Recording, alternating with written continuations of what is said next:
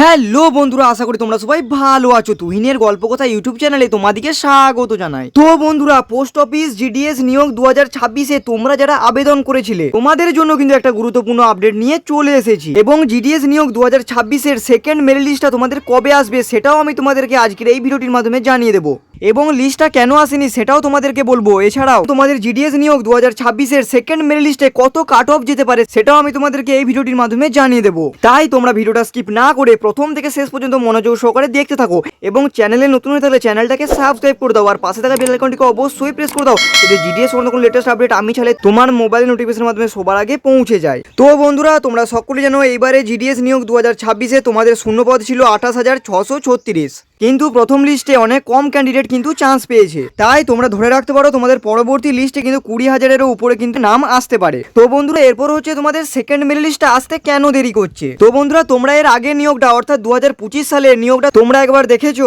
যে 2025 সালে প্রথম লিস্ট জারি হওয়ার পর সেকেন্ড লিস্টটা আসতে 31 দিন সময় লেগেছিল। তো 2025 সালে কিন্তু 31 দিনের মাথায় সেকেন্ড মেরিট লিস্টটা কিন্তু জারি হয়েছিল। আর 2026 সালে কি হলো, 23 মার্চ 2026 পর্যন্ত কিন্তু ডকুমেন্ট ভেরিফিকেশন চলেছে, তারপর কিন্তু সমস্ত কিছু ডেটা কালেক্ট করা হয়েছে। তাই তোমরা ধরে রাখতে পারো এই দুদিনের মধ্যে কিন্তু সেকেন্ড মেরিট লিস্ট কিন্তু চলে আসতে পারে। তো আমি কিন্তু তোমাদেরকে একটা আনুমানিকভাবে বলে রাখলাম। তবে দ্বিতীয় মেরিট লিস্ট অর্থাৎ সেকেন্ড মেরিট লিস্ট যদি জারি হয় ওয়েস্ট বেঙ্গলের ক্ষেত্রে কিন্তু একটু লেট হতে পারে। কেন না, কারণ হচ্ছে তোমরা সকলেই জানো যে ইলেকশনের জন্য। তো দেখবে যদি সেকেন্ড মেরিট লিস্ট আউট হয় ওয়েস্ট বেঙ্গলে কিন্তু সেকেন্ড মেরিট লিস্ট আসবে না। তার মানে এটা নয় যে ওয়েস্ট বেঙ্গলে আর সেকেন্ড মেরিট লিস্ট আসবেই না, আসবে, অবশ্যই আসবে।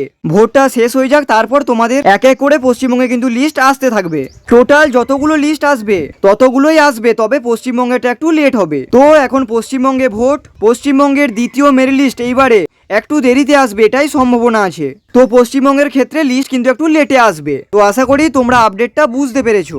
তো এরপর আমি তোমাদেরকে একটু কাট অফটা বলে দিই। যারা সেকেন্ড লিস্টের অপেক্ষায় আছো, প্রথম লিস্টের কাট অফটা আশা করছি সকলেই দেখেছো, 100%, 99%, এরকম কাট অফ গেছে। সেই ক্ষেত্রে সেকেন্ড লিস্টে কত পার্সেন্টেজ কাট অফ যেতে পারে আমি কিন্তু তোমাদেরকে আনুমানিক ভাবে একটা বলে দিচ্ছি। যদি তোমরা ইউআর ক্যাটাগরির হও, জেনারেল ক্যান্ডিডেট হও, তোমাদের যদি 93% থাকে, হ্যাঁ তোমরা শুনে একটু অবাক হয়ে যাচ্ছ, যদি 93% থাকে তাহলে তোমাদের সেকেন্ড মেরিট লিস্টে কিন্তু একটা চান্স থাকতে পারে। ওবিসির ক্ষেত্রে যদি 91% থাকে তাহলে তোমাদের সেকেন্ড মেরিট লিস্টে কিন্তু একটা চান্স থাকতে পারে।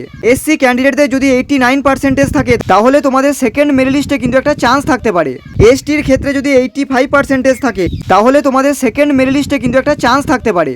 আর পিডাব্লিউডির ক্ষেত্রে 70% থাকলে সেকেন্ড মেরিট লিস্টে তোমাদের কিন্তু একটা চান্স থাকতে পারে। তার মানে এই নয় যে এইখানে এই পার্সেন্টেজ না থাকলে তোমরা চান্স পাবে না, এরকমটা কিন্তু নয়। এটা হচ্ছে সেকেন্ড মেরিট লিস্ট অনুযায়ী একটা আনুমানিকভাবে কাট অফটা বলে দিলাম। সেকেন্ড মেরিট লিস্টের কাট অফটা কিন্তু এরকম থাকতে পারে। যখন তোমাদের তৃতীয় লিস্ট আসবে তখন তোমাদের কাট অফ একটু ডাউন যাবে, যখন তোমাদের চতুর্থ লিস্ট আসবে তখন তোমাদের কাট অফ কিন্তু একটু ডাউন যাবে, আবার যখন 5 নাম্বার লিস্ট আসবে তখন কিন্তু আবার কাট অফ কিন্তু একটু ডাউন যাবে, এরকম করে ধীরে ধীরে কিন্তু নামতে থাকবে। তো আশা করি তোমরা বিষয়টা বুঝতে পেরেছো। তো তোমরা যারা সেকেন্ড মেরিট লিস্টের অপেক্ষায় আছো, লিস্ট কিন্তু জারি হয়ে যাবে। এইবার যদি লেট হয় তাও তোমরা ধরে রাখো ম্যাক্সিমাম 15 তারিখ, 15 তারিখের মধ্যে কিন্তু জারি হয়ে যেতে পারে।